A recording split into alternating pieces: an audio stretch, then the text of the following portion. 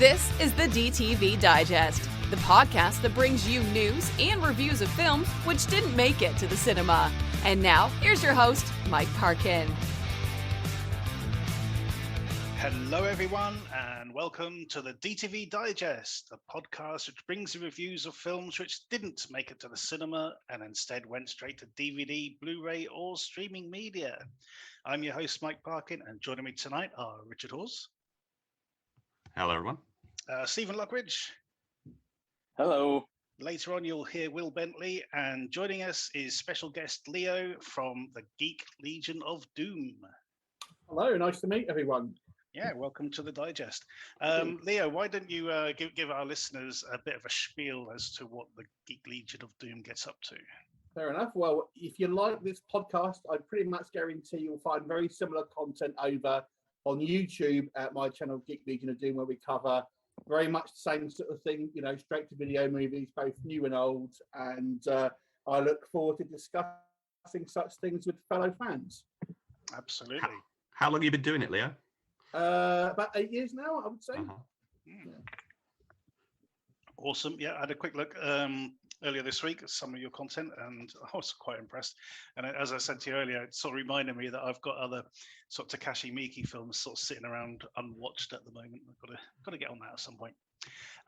Okay, so in this particular episode, me and Will be reviewing Death Ranch. We've also got reviews for The Survivalist and Night Drive.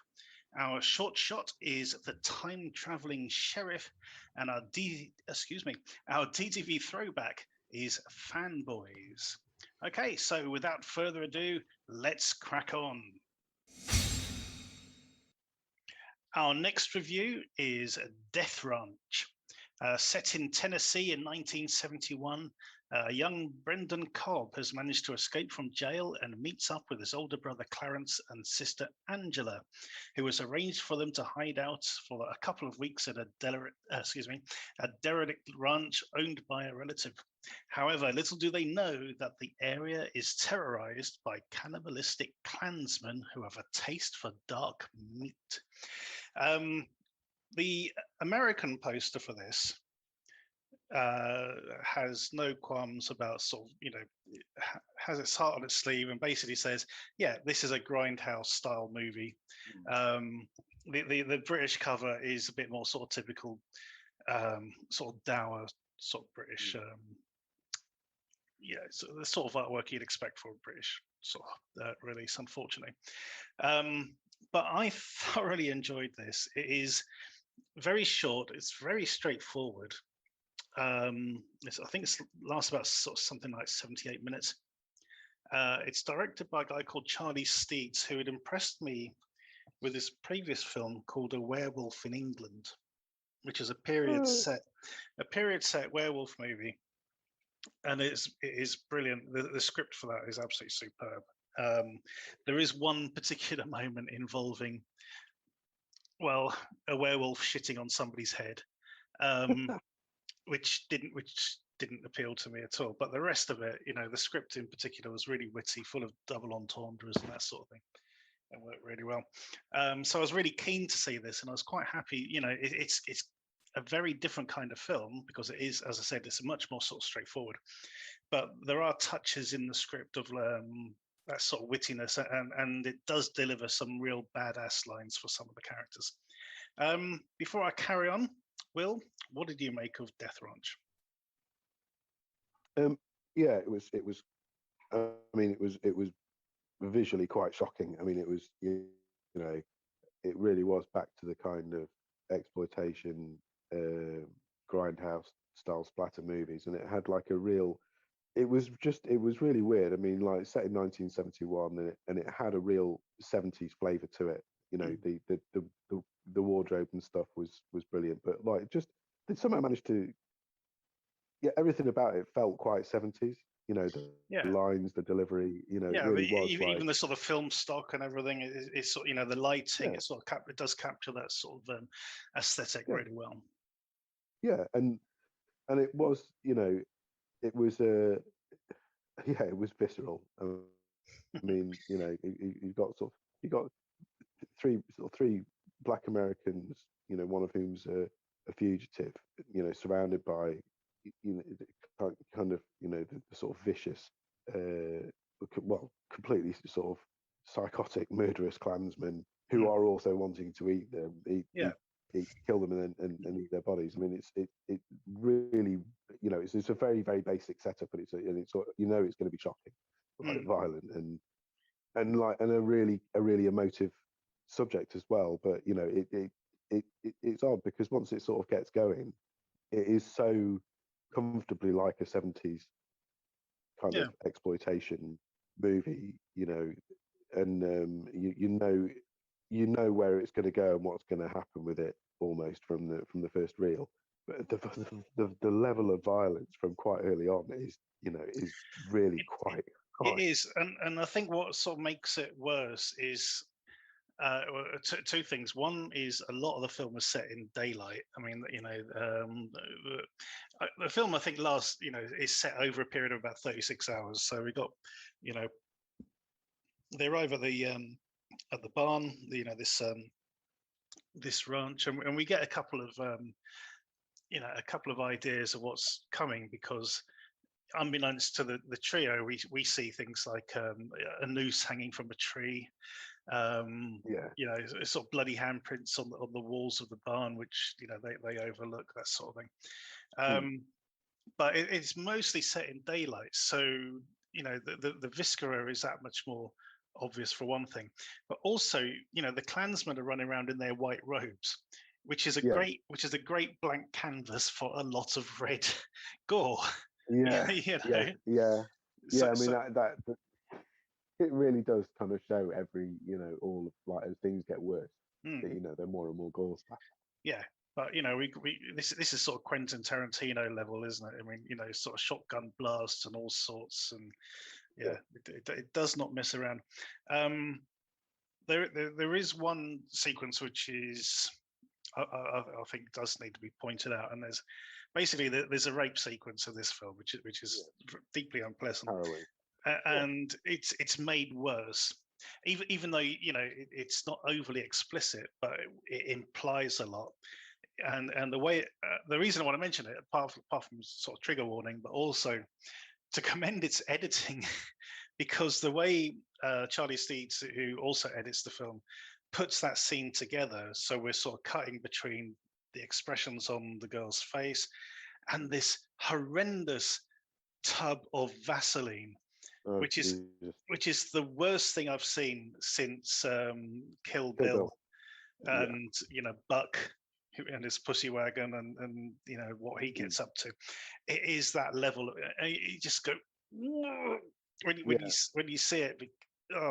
Anyway, So be warned going into this. There is a very harrowing sequence, but it is something which sort of adds to the catharsis once the tables do turn in the other direction, and that particular character as well does become like she really does sort of reveal herself to be a complete badass, and she gets some great lines, some great one-liners in the film, which just sort of seal that. They do hark back a bit to there are some really sort of quite campily delivered just before the kind of shotgun blast lines in this film. But like you said, I mean, the kind of catharsis when our protagonist kind of managed to sort of turn the tables, like you say, and start kicking revenge ass. Is a big deal. I mean, and it's like you can't understate it, because at the end of the day you're choosing a subject which it's a big deal. It's something that I mean, it was always been a big deal in American society, and American movie making doesn't always kind of want to sort of go there and touch it, because obviously it's incredibly sensitive. But, I mean, this film doesn't shy away at all from the kind of the sort of torture and murder and inhumanity that that this kind of topic is going to bring forward, and then then it's like, right, okay, so you've seen the worst that that the bad guys you know, that the Ku Klux Klan can do. Now it's time for them to get their just desserts. And it basically is an extended action sequence of them getting their just desserts, and it really is quite visceral.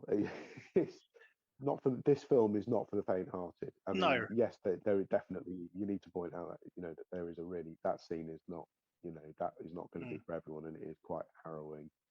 But just generally, I mean, from the start, this film is really quite queasy. The film does spend a reasonable amount of time developing sort of three black characters. So you know, there are some interesting conversations early on before the mayhem and everything. Not so much the antagonists in the story, who basically the film says, the wearing the whites of the Ku Klux Klan. What else do you need to know? You know, that's pretty much it. It's like, you know, we've identified these guys as the bad guys. There's not really, we're not going to sort of like go into their sort of psyche or sort of, you know, explain why they're part of the Klan or anything. I mean, the sort of the main guy, you know, he gets some lines of dialogue and sort of, you know, proves himself to be a complete arsehole. But mostly they're sort of cannon fodder, these guys. Pretty much. For the most part, which is fine. You know, as I said, this is a 78-minute movie. It's pretty black and white as far as what's going on. So yeah, that's not really a detriment to the film at all. I mean, they do sort of, you know, add in that bit that yes, we like, you know, we like eating black people's, you know, meat, you know, and then cue lots of sort of kind of, you know, I suppose in a way, I mean, that's an interesting aspect as well, because, you know, people are going to go missing rather than sort of turn up dead, sort of thing, isn't it? So I suppose when you look at it that way, that's pretty much what they did, isn't it? I mean, it's almost it's like, you know, things you sort of think, well, things are bad enough that, you know, almost in a way, the fact that they're going to eat them, it's like, well, I'm not sure that they're going to be any more kind of, you know, terrified and appalled at the fact that you're going to kill them and then eat them. I mean, they know you're going to, they know that you're going to try and kill them. So, you know, so it's like, it was almost like an unnecessary added dimension that there were cannibal killers as well. But I mean, you know, like you say, what more do you need to know, basically? Well, exactly. When you first see them, they are in fact committing a murder. Yes, exactly. I mean, the reason they come across them in the first place is because, not Clarence, what's the name of the other guy? Brendan. You know, he wakes up because he can hear screams nearby and goes to investigate and finds out you know, these guys are about to burn this woman at the stake, sort of thing, and decides to intervene. But yeah, it's there's really not a lot more to say about the film. It's just really, really well handled. I mean, it's a low budget film, that's for sure. But you know, the music's really good for it as well. So, you know, it does sort of like fit the period. By a guy called Sam Benjafield, I thought was brilliant. The music's an odd one, actually, because, you know, it really does have that 70s soundtrack sort of feel to it, but not always. I mean, that's right. Know, they you know, there's a bit where, you know, one of the Klansmen turns the radio up and it's like, you know, bluegrass music. And you know, then there's a bit later on where the score is really fitting for what's happening. You know, the kind of deadly game of cat and mouse that's going on in the barn. But it's not 70s, you know, and it's not sort of country. There are some sort of modern beats to it. That actually is really weird, because it took me a while to kind of twig and notice. Oh yeah, that's not. Do you know what I mean? That's like a more contemporary film score. Yeah. You know, because it's not trying to be like a complete 70s sort of spoof pastiche. It's really not, because that, I mean, to be honest with you, that would have been a bit of a piss take, really, you know, for a film that has chosen quite dark subject matter. You know what I mean? I think maybe they actually, it is a film. It's like a now film. You know, it's not trying to be a spoof. It's just a film that's set in the 70s rather than trying to be, you know, like some of the stuff that we've watched that is trying to be a kind of pastiche or whatever. This isn't. Sure. It's a very violent. It's a very violent contemporary film about, you know, the kind of, you know, that stuff going on in the 70s. Yeah, absolutely. But I must admit, I'm a fan of this Charlie Steeds guy. He wrote and directed this and edited it. So he wears a lot of hats. Okay, but handled it all very well. One of the things I've said before about people who write their own films tend to be a bit too precious with the material.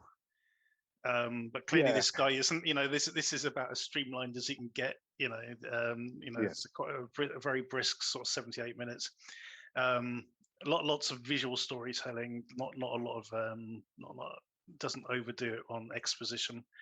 I'm really interested to check out some of his other films. As I said, I watched the Werewolf in England. He's got another one from last year called Vampire Virus, which I want to check out soon. And apparently there's a sequel to the Werewolf one in the works as well. So the Werewolf one, cool. I mean, forgive me if I'm stating the obvious, but it does sound like a rather familiar title, or a you know, a kind of an interpretation of a rather familiar. Well, the funny thing is, when I first got hold of it, I thought it was going to be like an asylum film, you know, like a mockbuster. But it really isn't. It's more of a sort of love letter to the old sort of Hammer horrors than anything, but with a bit of a sort of carry-on skewing of it, because, as I said, you know, the dialogue is really witty and sort of lots of sort of puns and double entendres sort of going on. Yeah. It's only this one minute when this guy's hiding and this werewolf shits on him. It's just really gross. What's that about? I mean, I know, but there you go. You know, it's sort of weird scatological humor, which I've now grown out of. You know, I'm sure like 25 years ago I'd have found that hilarious, but and in fact I've seen people on Facebook sort of going, "You'll never guess what happened to this film." But there you know, each to their own. Okay. But yeah, I'm definitely going to be checking out some more of his work, and be keeping an eye out for other projects that he's involved in the future. That's quite a wide range of subjects. You know, to go from sort of, you know, sort of Ku Klux Klan cannibal killers to, you know, werewolves. Yeah. What's the other stuff he's made? Well, Vampire Virus is one. As I said, he's done quite a few. I mean, I'm getting the impression this guy is a fan of the kind of exactly Hammer horrors and you know, the sort of exploitation movies of the 70s. Yeah, An English Haunting, Winter Skin, The House of Violent Desire, The Barge People is one a lot of people may have heard of. Escape from Cannibal Farm. So he's touched on cannibals before again. Yeah, but yeah. Clearly something that he's really into. Yeah. So he clearly understands horror, I think. So yeah, how are you going to score this one, Rich? How are you going to score? How are you going to score this one, Will? Sorry, my mouth was on muscle memory for a second. Hang on, I'll do that again in 5. So, Will, how are you going to score this one? This is a solid film. I mean, it's queasy and it's uncomfortable, but great filmmaking really should be. And you know, you could tell that he's coming up from, you know, not a very moneyed perspective, like point of view, to make this film, and it's just got heart, which is what we always like here, I think, at DT. Absolutely, yeah. And I think it was good. It was well played for what it was. It was a, you know, a schlock horror, lots of blood. I'd like to give it an 8, actually, to be honest with you. Yeah, well, funny enough, that's what I gave it when I reviewed it earlier this year for the American release, and I'm sticking with it. So yeah, 2 8s for Death Ranch. Go check it out.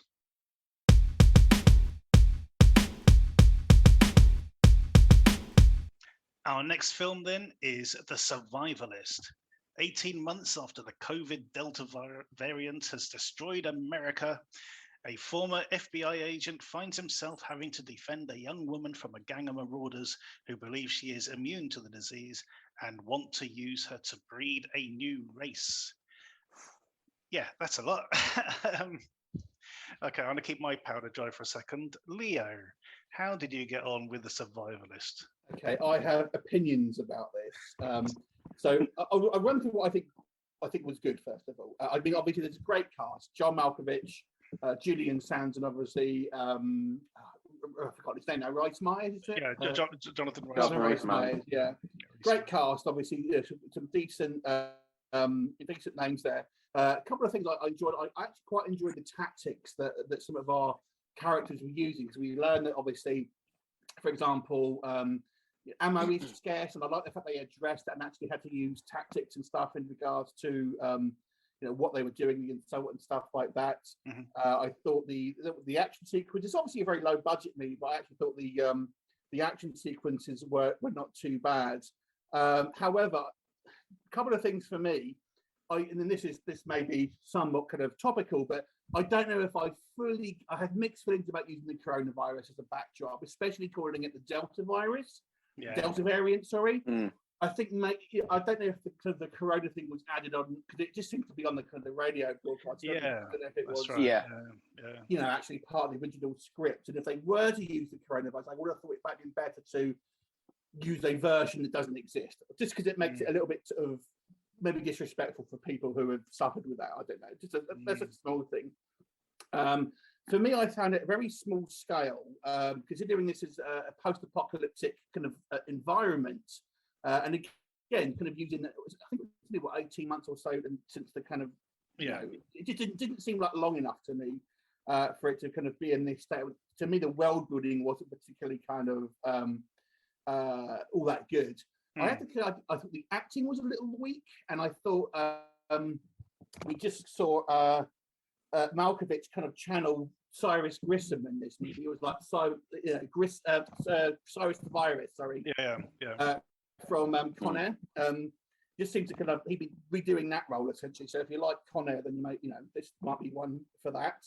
I thought the flashbacks seemed pointless. There's sort of pointless flashbacks, which I didn't feel added to the story.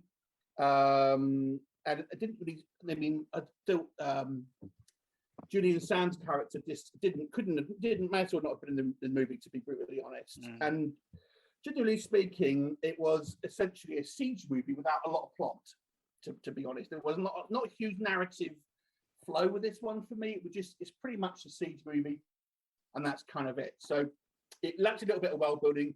The narrative was a little weak, but the acting was a little weak. And I don't know.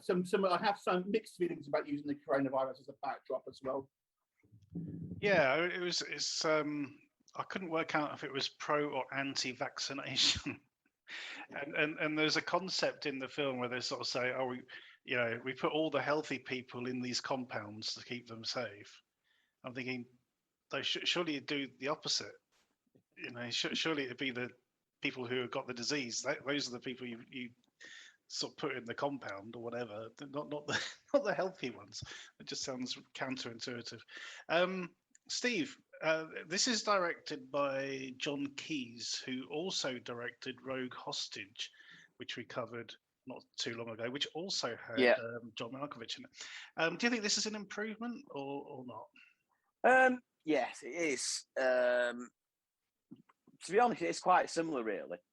It's Die Hard on a farmhouse rather than in a Tesco. But I agree. I think that the COVID thing was stuck on after, because they don't actually mention COVID. It's only Laurie Petty, which I was surprised at, doing the voiceover. Is that Laurie Petty? All right. Yeah. I'm sure that is. So I checked out, and it is. It's only mentioned in that, really. They also just call it the virus. So I think they've just tacked it on, which is a bit tacky, I think, to be honest. The action was a bit cheap looking again. There's nothing. I know he's supposed to be an FBI agent, but he's like a cartographer. He says, I work on maps, that's it. So I get it's supposed to be a bit rough and ready, but it just seemed a little bit naff, to be fair, the action, really. Apart from like the beginning of the siege, like we're saying, the tactics, they're running out of ammo, we'll wait him out, wait till he runs out of ammo, then we'll attack him and things like that. That I did enjoy. Performances, some of them were a little bit weak, to be fair. I didn't like the female baddie, shall we say. I thought she was quite over the top, really. Just chewing scene. Malkovich was just Malkovich, as he always is. He was kind of doing his Bruce Willis stick, though, wasn't he? You know what I mean? It's like both him and Richard Dreyfuss have now sort of slipped into this sort of DTV era of their careers. So yeah, he sits in one place for most of the film and says a few lines of dialogue. Yeah, that was the thing that got me though, because he's supposed to get shot in the leg, I think. Yeah, I think it ricocheted him in the leg, sort of thing. Yeah. Is that because I'm like, angry? You can only see his face through the window. Yeah. It was just that bit threw me. But yeah, I enjoyed Julian Sands. It's nice. I don't think I've seen him since John Wick 3. Was he in John Wick?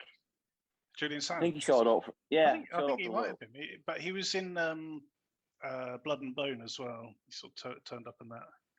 Yeah, briefly. But yeah, like I say, it wasn't really necessary. I think it was just added to pad it out, really. Because that adds an extra 20 minutes, half an hour onto it. But all in all, not great, but not bad. It's quite average, really. It's a step up from Rogue Hostage, that's for sure. But that's not hard, is it? It's not hard. Yeah, that's damning with faint praise. Yeah. There's a silly bit right at the beginning when the girl has escaped with her brother, and they're sort of going, "Oh, how far is it?" And they're like, "Well, if we keep going through the night into the morning, we'll be there. We'll be there sort of tomorrow." And the next thing you know, they're sort of just having a nap. And I'm thinking, okay. And then the brother sort of dies in the most stupid way possible. It's just one of these. It's like, well, we don't have any use for you anymore, mate. So just run into a hail of bullets, why don't you? It was just so dumb. It really was.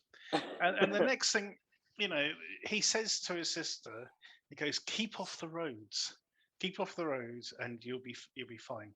The very next scene, she's walking down the center of the road, and the only reason she's doing it is because it looks like a nice shot. It was a nice aerial shot, a nice bit of symmetry of her sort of walking down the center of the road with the sort of hayfields either side. It looks cool, but it just goes totally against the sort of advice that we just heard her brother give her, which is like ridiculous. I started out hating this, I must admit. I sort of ended up not exactly liking it, but I was I managed to watch the whole thing without fast forwarding through anything, which is a bonus in with a film like this. I thought it was not too bad overall. I didn't mind the sort of small scaleness of it. I was kind of surprised. I kept expecting one of Malkovich's men to sort of go off and get reinforcements. And and at no point it happened. I'm thinking, oh, so this is it. This is your whole, sort of set of disciples, and that's it, sort of thing. But one good thing about the flashback sequences is in the final one, we get a glimpse of Simon Phillips, who's a British actor who's been in a lot of dross, basically, especially films by Paul Tanter. But both he and Paul Tanter have gotten a lot better since things like Downing Street Siege.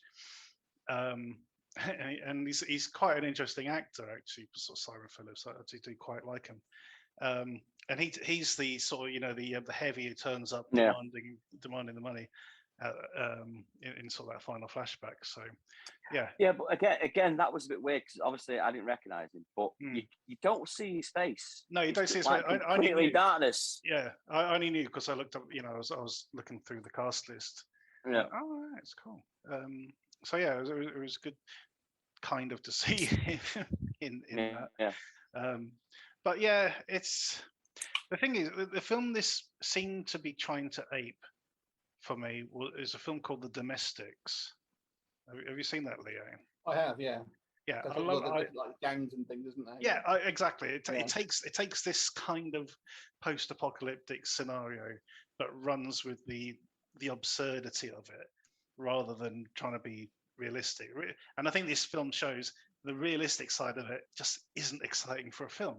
You know, it isn't. In the same way that a realistic vampire movie like My Heart Only Beats When You Tell It To, or Rose: A Love Story, you know, or the countless sort of zombie movies which try to be realistic, they don't work. They don't work as films. You know, they don't work as entertainment, unfortunately.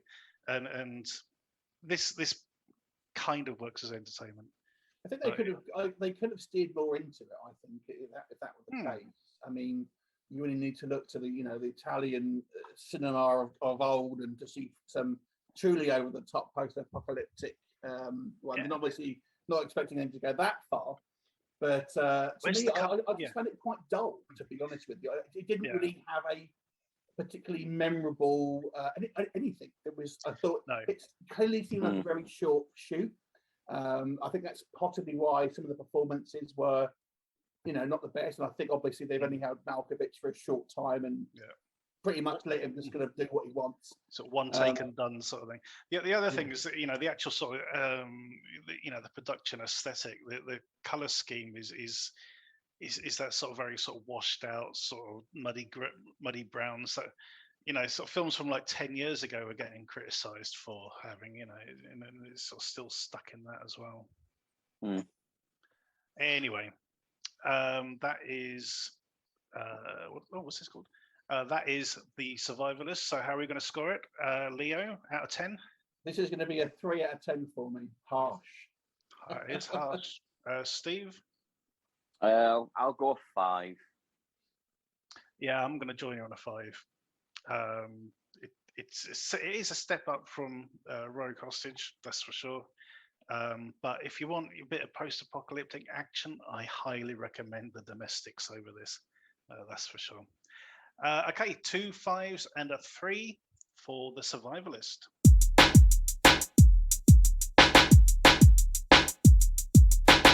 Our next review is Night Drive. Russell is a ride-share driver who is about to have the worst night of his life when he picks up a passenger called Charlotte. This is the kind of film which makes me glad I do this sort of podcast, because it's a film I'd never ever heard of before. It is really well made. It's got a stonking twist, and I only have one niggle, which I'll come back to later on, and that is it's a subgenre of action and thrillers which is starting to get a bit overused. But Leo, what did you make of Night Drive? I enjoyed this one. I really liked AJ Bowen as Russell, our main character, and it just goes to show you having what good characterization can do to a film. I thought his kind of everyman character was so likable, so affable, and you kind of really wanted to see where his kind of character was going. I thought they had some great kind of comedic line delivery from him. I really kind of enjoyed the chemistry between obviously the two main leads there. As you mentioned, it takes a kind of a left turn, which I think it makes sense in the narrative of the story, but it's not something that I don't think anyone would see coming. No. And it was I think it started off a little bit slow, to be honest with you. The only critique I would have really is that I did think, and again without kind of spoiling anything here, there were some decisions made by characters that I thought were for the plot's sake rather than kind of any type of any type of real person would really do, if that makes it. Again, sounds vague because I'm trying to avoid spoilers there, but there's things that happen within the movie and what characters do within that. It's like a typical kind of like, oh, we just need the plot to kind of go forwards.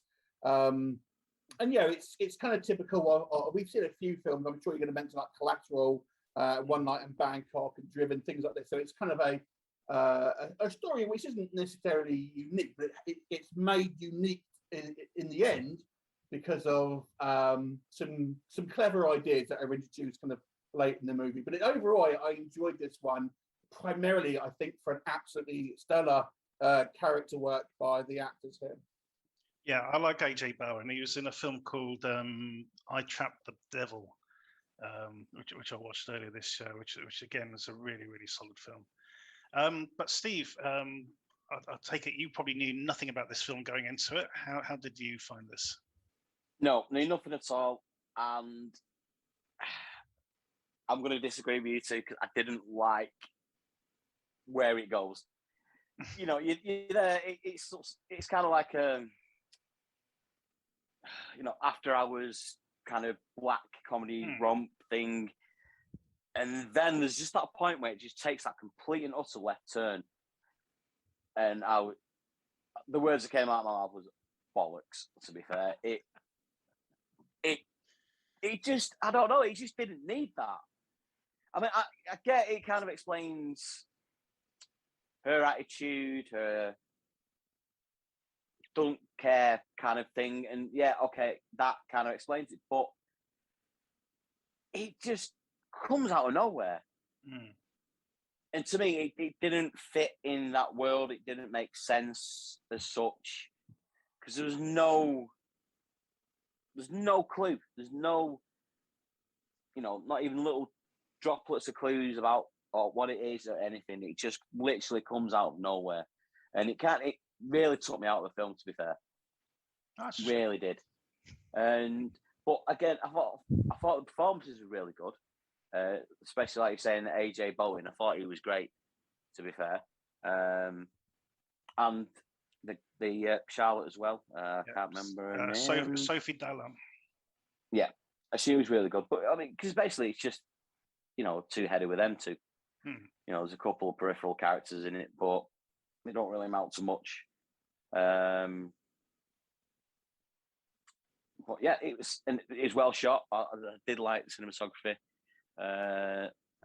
Most of it's in a car, but well, when they get out and they're doing stuff, and it was okay, but it just brought me out of it. Can I offer a rebuttal? Yeah. The only thing I would say, I do understand it, because yes, it does go left field, and there is no kind of signposting of that. But I think the difference with this, just to address a couple of your points, is that when we're talking about a twist, it's not a twist at the very end. So it's a twist kind of like partway through the movie. So it does have the time to go into that. It's not like it ends on a kind of necessarily a twist and you can have left your pants down necessarily. So I do feel it's kind of like, we have that twist, and it isn't signposted. I will agree with that. But I don't necessarily think that's a bad thing. There have been films that have done that before. And to me, that's the point of difference. I mean, I've mentioned a couple of movies that have a very similar plot to this, like Collateral, like One Night in Bangkok. And that was the difference maker to me that made this movie kind of a little bit extra than those ones. Obviously everyone has, everyone's obviously not trying to change your opinion on it. But that's kind of like, to me, that's kind of what made the film a level up a little bit, was it had something a little bit unexpected. And I do agree that it obviously, there's no signposting, but you won't see this coming at all. And maybe there should be some clues in there. And I have my own issues with it, but that's all I would say, obviously, in response. I don't. I mean, I enjoyed the twist for what it was. It was, as it was a bit strange, but I could go with it. And there's some very choice bits of dialogue when Russell sort of figures out, once he knows what's been happening or what she does, and there's some really good sort of dialogue in there as he tries to sort of come to terms with it.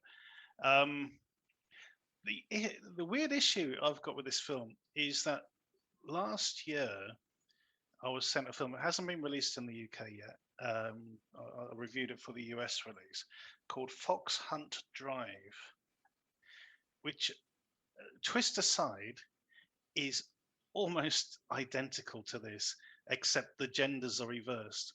So we have a female rideshare driver who picks up a mysterious male passenger and has to do, take him to sort of various places to do stuff. And it is, again, it's another really good film with its own sort of twist happening, which I really enjoy. But this is what I'm sort of saying. I mean, we mentioned the others, Collateral, One Night in Bangkok. it is, that sort of Uber driver kind of role is now being seen as that sort of everyman kind of thing. It's something that anyone with any sort of past profession can do. So you can be an Uber driver and an ex-Navy SEAL or whatever. You get an Uber driver and an ex-police detective, or an Uber driver and an ex-Iron Chef or something. So there's lots of sort of, things you can do with it, but I think it's in danger already of being overworn. As a sort of subgenre. But being that said, this is thoroughly enjoyable. The script is really good. It's co-directed by two people, Brad Barra and Megan Lyon, who wrote the script for this.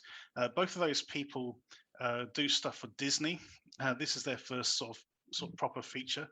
And I think it's a stonking little film. It's one of those, as I said, nice ones that you've never heard of before, and just nicely surprises you. Any other comments? Any other comments, guys, before we give the scores? No, I'm good to go. Good. Leo, out of 10. I'll give this one a 6 out of 10. To me, that's an above average mark. I think it's enjoyable. So I kind of liked it. And Steve? Yeah, I'm going with a 6 as well. Well, I'm trumping both of you with a 7. This is a film that, this is a film I can easily see myself watching again, basically. So, yep, 2 6s and a 7 for Night Drive.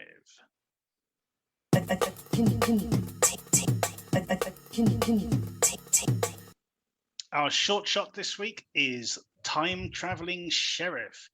In this one, while trying to shoot a commercial, an actor and a young girl discover a way to trip back to the Old West. This was quite a lot of fun, I must admit. Leo, what did you make of the Time Traveling Sheriff? I thought it was excellent, actually. I'm assuming the guy is a YouTuber or something like that. So I got the impression he's some type of YouTube magician. I wasn't familiar with him. But I thought it was a lot of fun and had a surprising amount of production value with it as well. And had both, it was well shot. I thought it was the comedic elements worked quite well, and actually had a pretty interesting little story for a fun little fish out of water short story. I actually thought it was very well done. I was quite impressed with it. The production values in particular, when he does sort of jump back to the Old West, I mean, that was a full set, that was. Costumes and everything. That was quite amazing. It was movie level quality, I would say, that the actual set, I'm assuming it's some Old West sort of town or something that maybe somewhere. Oh, sure. It looked great. I thought it looked great. Absolutely. Rich, excuse me, I'll jump again. Steve, what did you make of this one? Yeah, I agree with Leo. It was a lot of fun. Very, very good production values. I mean, when they did go to the West, I was very, very surprised at that. Obviously, how populated it was as well, and just how professional it looked. I presume it's like a theme park or something like that. That that they borrowed for the day, or something like Universal where they have the sets built or everything like that. But yeah, good little bit of fun. Nice family watchable short, which we don't normally cover on here, really. It really did feel like Back to the Future 3 for me. Yeah. It did have that sort of feel to it. Rich, not enjoyable. Rich, you dug this one out. What do you make of it? Yeah, I agree with all that's said before. It's a very charming, very high quality. It's like a mini studio movie. It feels like a film that's in that sort of Steven Spielberg kind of mold. It's written and directed by Colin Levy, who did Skywatch, which was proof of concept one with Jude film Law. With Jude Law. Yeah, so he's done several other shorts as well, but I haven't seen those. But he made quite an impression with that one, didn't he? Oh, absolutely. And this is kind of as Leo was saying, Zach King is a YouTube personality who I'd never heard of until now. And his thing is magic tricks. So that's the kind of theme that they've woven into this short. And he has done short films in the past, but I think this is kind of the next big step for him and his company, and kind of, you know, it's he's the main star. He didn't write it already, you know, that was all left to Colin Levy to sort of pull that sort of big production together, but he's like at the heart of it. And I thought as with Skyward, you know, the special effects are fantastic. You know, the moments when he puts on the hat and then takes it off, and they're just sort of zooming back and forth. Brilliant. And there's got lots of brilliant comic timing through the whole thing, with people fainting and you know, disappearing and reappearing and whatever. And and the little girl's really, really good in it. The whole thing. I mean, it's a very well-made, self-contained 12-minute film. Absolutely, and you know, the gag that they're actually trying to do for that sort of commercial, I thought was really clever as well. You know, when it finally sort of comes off at the end, actually, you know, it was actually quite amusing. So yeah, no, it was absolutely superb. We don't score the shorts, but we certainly recommend you check them out, and you will find a link to this in the footnotes below.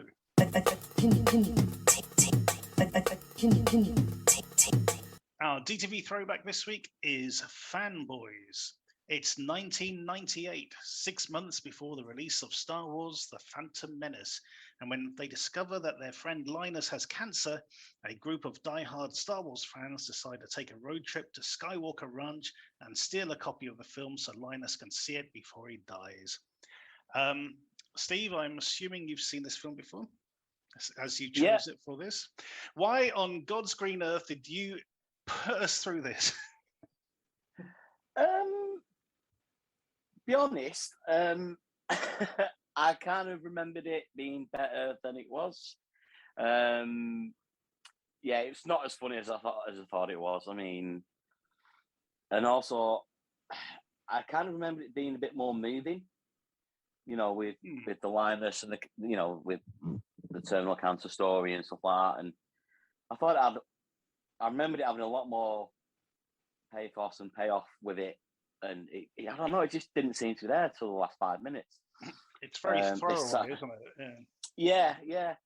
I must admit, I didn't enjoy it as much as I remember doing. It is quite juvenile humour. I mean, having said that, I do like juvenile humour when it's done well, but it kind of wasn't in a way. Yeah. There are one or two moments, but we'll talk about those in a minute. Yeah. Leo, I'm assuming you've seen this before. I have seen it. I didn't get a chance to rewatch it for this, but I have to say my memory is not going to be as fresh as it is for you. But yeah, I mean, this is one of those ones I really wanted to like it because I felt like it was like made to appeal to, you know, my type of person, if you know what I mean. But and there are elements, there are scenes that I like within this movie, but I think it's aged terribly. And to me, the actual story, it just seems a little bit trite. I didn't really buy into the characters. It's kind of aping those like 80s kind of romp comedies that we used to kind of get to me, and but try and have this kind of geeky kind of edge to it, and it didn't really gel together. Everyone kind of felt was kind of a little bit uncomfortable. They just kind of seemed. There's one or two things that I thought were funny, and you can kind of enjoy as a kind of a Star Wars fan or what have you. But to me, this is like people who think, oh, Star Wars is much cooler than Star Trek, but actually when you watch, think, man, that's really geeky. That's really nerdy. It was so geeky. It kind of has the opposite effect, I think. Yeah.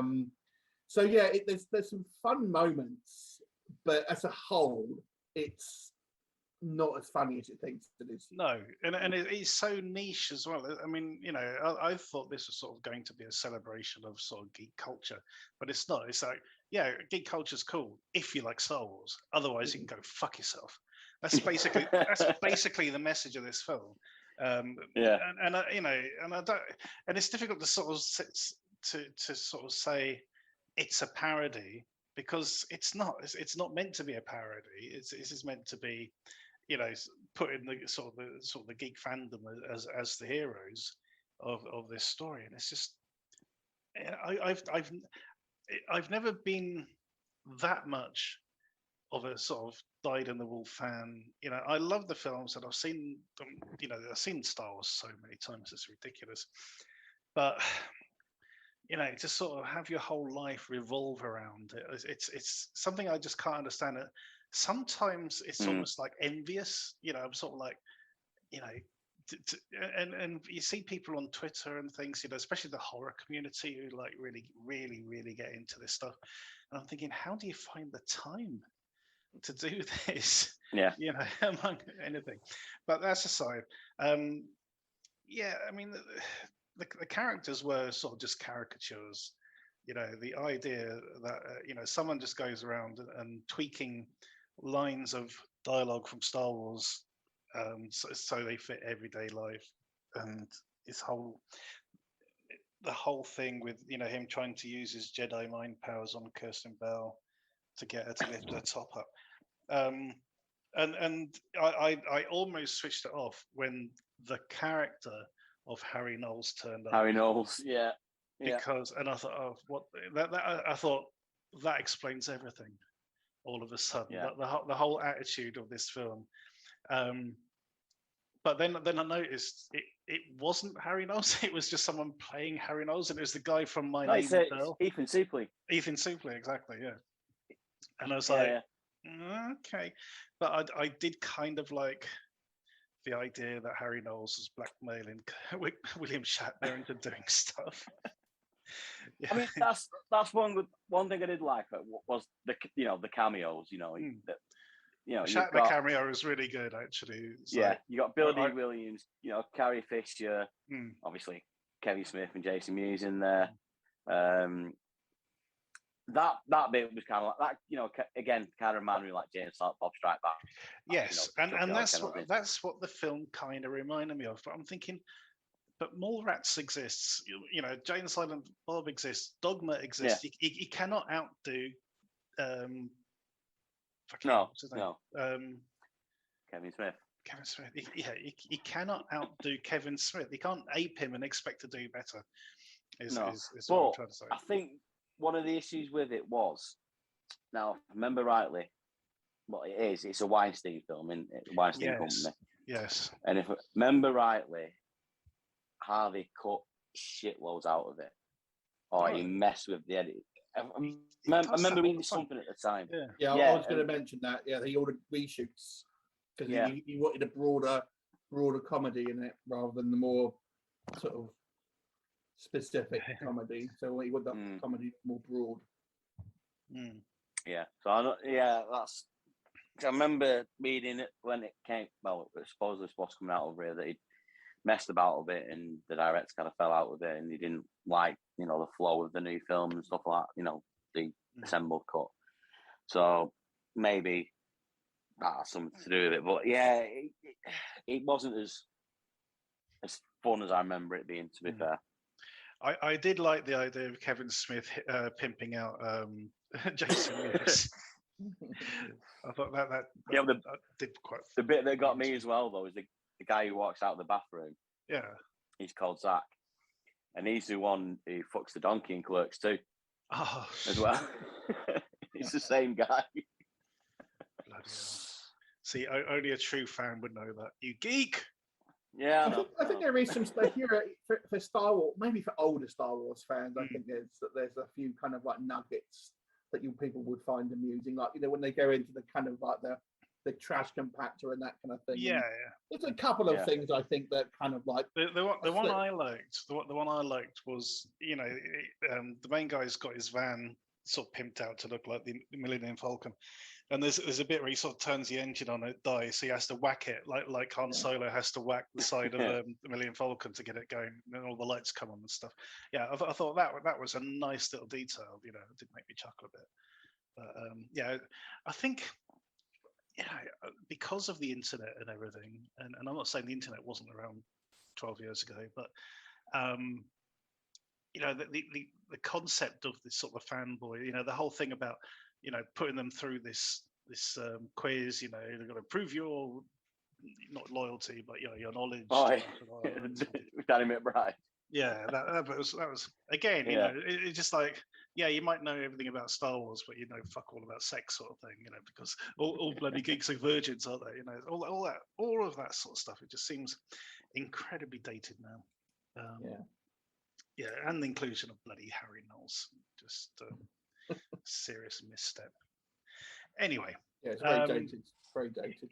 Yeah, that dates it a lot. I mean, other than the fact that Weinstein's name's sort of plastered on the front of the damn thing, and no sort of lightsaber sounds are going to sort of hide that hatred for the Weinsteins.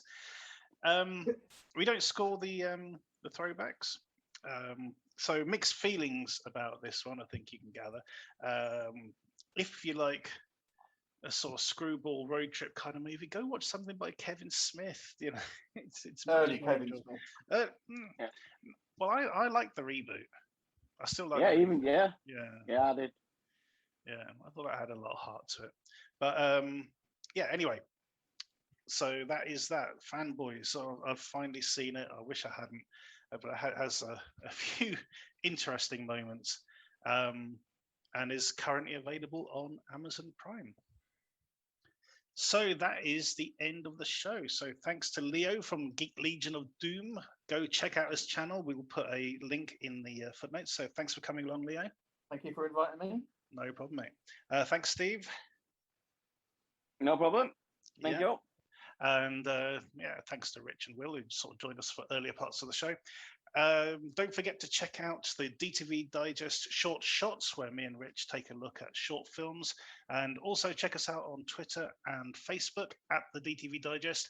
Other than that, thank you for listening and tune in next time.